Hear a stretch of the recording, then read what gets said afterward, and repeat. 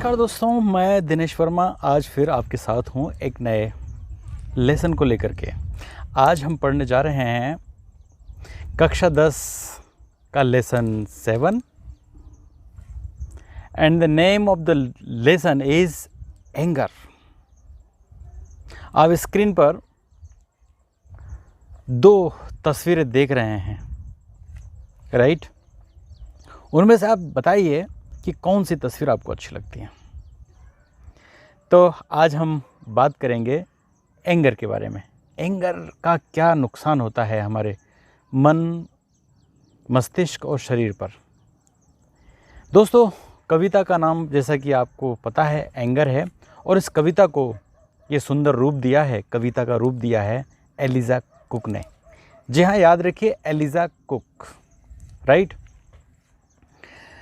तो हम लोग पढ़ते हैं कविता की पहली 4 लाइनें, ध्यान से सुनिएगा। Oh, anger is an ugly thing. ध्यान दीजिएगा, चारों लाइनें आपकी स्क्रीन पर और उसके नीचे हैं उसके मीनिंग्स। मैं एक एक लाइन को समझाऊंगा। Oh, anger is an ugly thing and spoils the fairest face.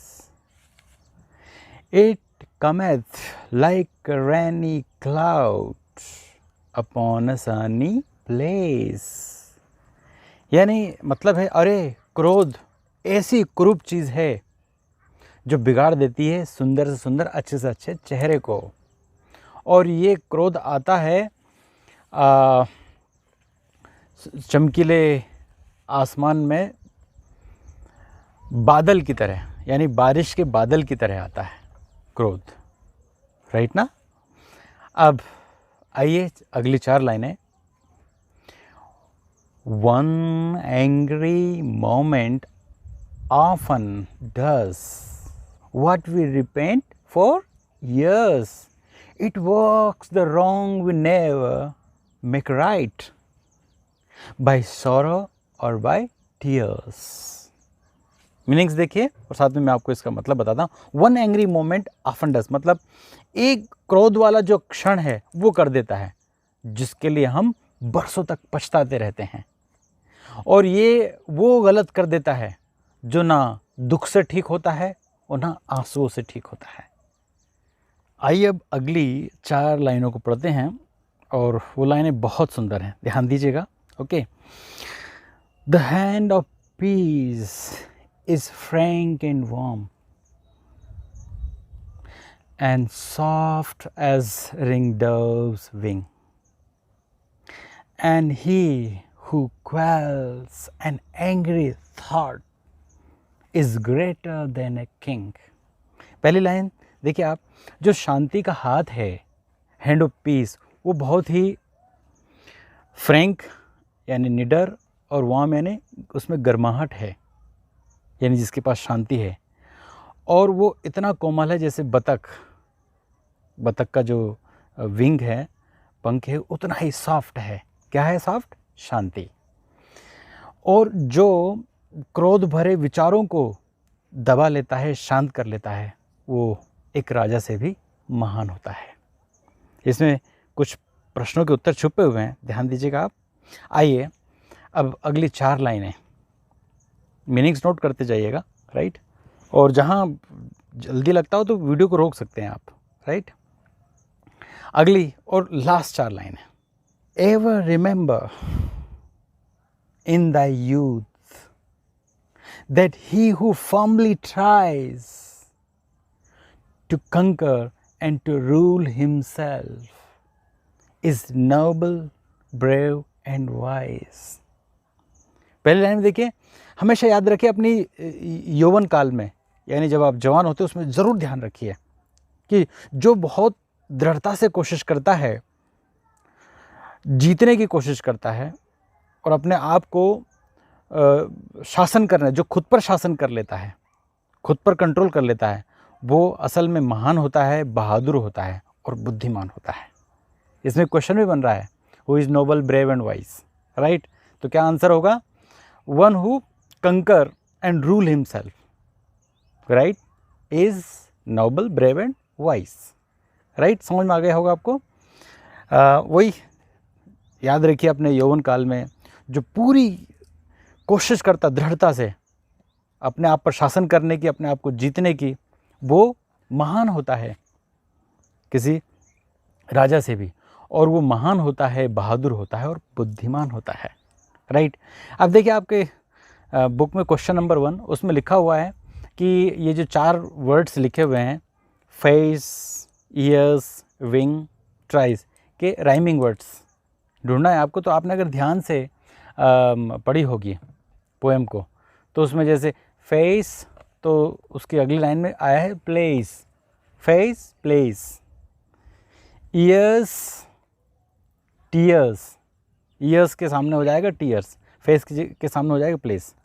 Wing यानी पंख, पंख का राइमिंग वर्ड क्या है? Wing, king. Tries, wise. अगली एक्सरसाइज को देखते हैं। डियर स्टूडेंट्स, अब आपका जो अगला क्वेश्चन है उसमें देखिए आप 4 वर्ड्स लिखे हुए हैं। नंबर 1 पर एंगर, नंबर 2 पर कंकर, नंबर 3 नोबल, नंबर 4 पीस। इनके मीनिंग तो आपको याद हैं ही, आपने लिखे होंगे, फिर भी बता देता हूँ। एंगर यानी क्रोध, कंकर यानी जीत लेना, और नोबल यानी महान, पीस यानी शांति। इसके आगे कुछ वर्ड्स लिखे हुए हैं, उनमें इनको मैच करना है। राइट, जैसे ए पर लिखा है विन, तो विन किससे मैच होगा? विन यानी जीतना, तो ये मैच हो जाएगा कंकर से। राइट, अनोयंस यानी नाराज़गी, नाराज़गी वाला शब्द कौन सा है इसमें? एंगर, तो उसको एंगर से मैच कर देंगे। काम यानी कूल डाउन, शांति, तो ये किससे हो जाएगा? पीस। राइट, गुड, गुड किससे होगा? नोबल से। आपके वर्ड सिनोनिम हुए, यानी समान अर्थ वाले। राइट, मैच किया। अब आप अपनी कॉपी किताब में देखिए ध्यान से, उसमें 2 कॉलम बने, पॉजिटिव और नेगेटिव। हर व्यक्ति में 2 तरह के गुण होते हैं, एक तो पॉजिटिव गुण होता है, एक नेगेटिव। तो कुछ इसमें क्वालिटीज़ लिखी हुई हैं जिनको आपको छांट करके इनमें लिखना है। राइट, तो मैं आपको बता देता हूँ, ये आप खुद ही कर लीजिए किताब में। मैं बता देता हूँ, एंगर कौन सी क्वालिटी होगी, आप बताइए। एंगर, गुस्सा, नेगेटिव। राइट, अगली, कुरूप, कौन सी क्वालिटी है? नेगेटिव। फेयर यानी अच्छा, कौन सी quality? Good, positive. Right, selfish यानी स्वार्थी, कौन सी क्वालिटी होगी, आप रखिए, नेगेटिव या पॉजिटिव? Selfish, negative. स्पॉइल यानी खराब, बिगाड़ना, नेगेटिव। राइट, हॉस्टाइल, हॉस्टाइल यानी दुश्मनी का भाव जो होता है, दुश्मन यानी हॉस्टाइल हो जाना, तो ये नेगेटिव। सोरो यानी दुख, नेगेटिव। पीस, ये कौन सी क्वालिटी है? पॉजिटिव। नोबल, पॉजिटिव, नोबल यानी महान। कंकर, जीत लेना, positive. Warm, positive. Brave, positive. Envy यानी ईर्ष्या करना, ये नेगेटिव होगा। Frank, positive. राइट, तो ये आपको अपनी किताब में कर लेना है। राइट, डियर स्टूडेंट्स, अब हम पोएम को कितना समझ पाए हैं ये पता कर पाएंगे हम क्वेश्चन एंड आंसर से। तो आइए क्वेश्चन एंड आंसर लिखते हैं। फर्स्ट क्वेश्चन है आपकी इस पोएम का, वो ये है कि how does the poet describe the anger in the first stanza. First जो स्टेंजा है उसमें एंगर को कैसे she describes anger as an ugly thing, यानी एंगर बहुत कुरूप चीज़ है वैसा वो बताती है। अब आते हैं हम क्वेश्चन नंबर 2 पर।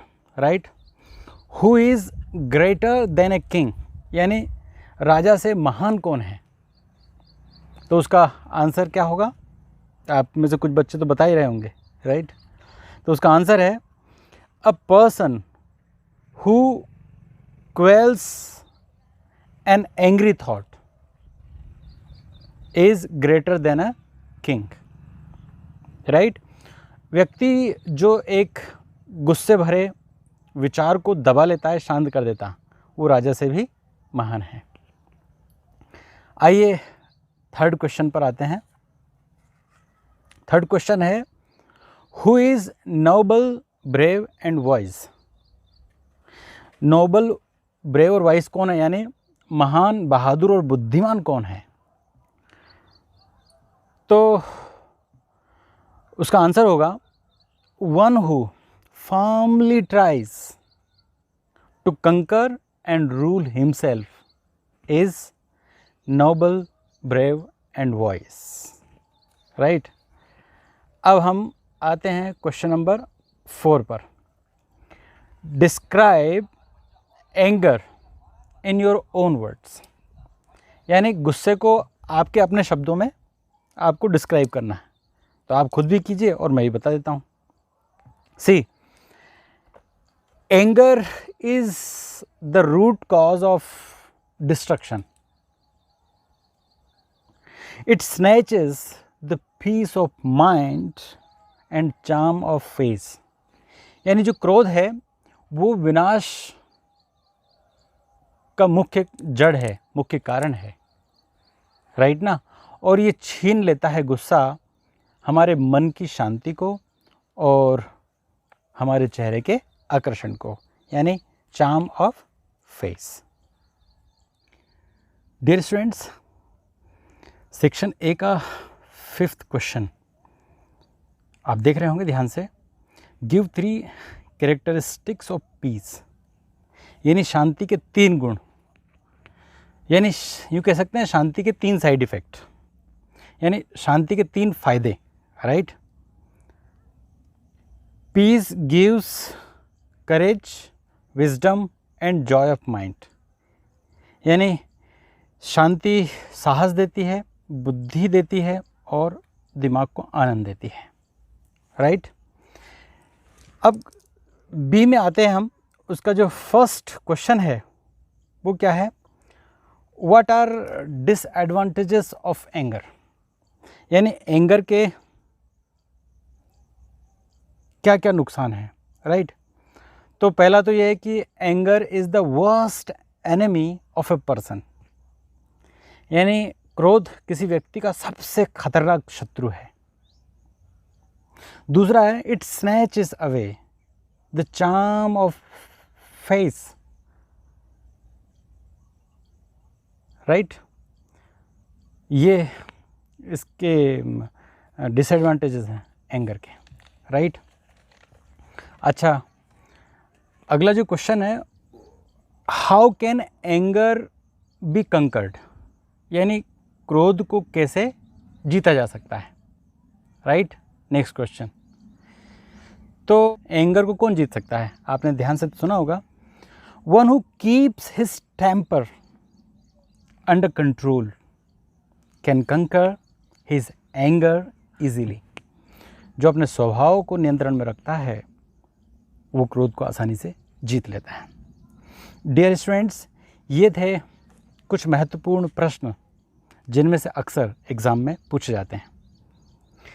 इस पोएम में आए हुए सभी मीनिंग्स को आप अपनी फेयर कॉपी में लिखें और जो महत्वपूर्ण प्रश्न मैंने आपको यहाँ लिख करके बताए हैं उन्हें आप लिख लें और उन्हें याद करें।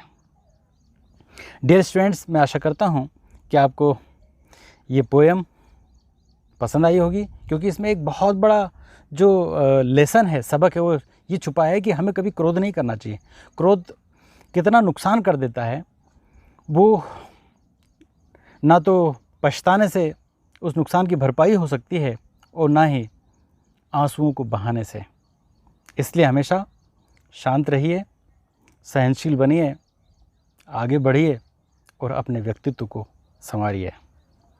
ऐसी ही सुंदर कहानियाँ और पोएम को देखने समझने के लिए इस चैनल को सब्सक्राइब करें और अपने दोस्तों के साथ शेयर करें और लाइक भी करें। Thank you.